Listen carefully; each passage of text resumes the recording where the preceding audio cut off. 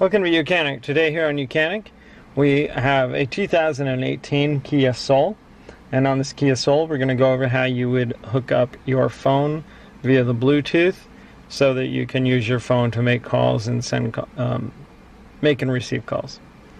So to start with, you've got the main screen here. You could go through setup, or you could just hit the phone option, and then you'll have to have your Bluetooth brought up on your phone, and then it says Kia Motors. We're matching what that one says, so we hit yes, or we tap it on our phone.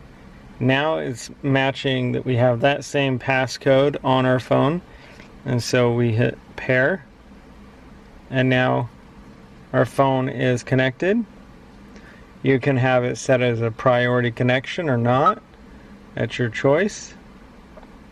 And now it's asking if you want to download your contacts to your vehicle. Download is starting. I didn't download my contacts, but you can if it's your vehicle. So now your phone is hooked up, and so you'll be able to play stuff from your phone. Also, you'll be able to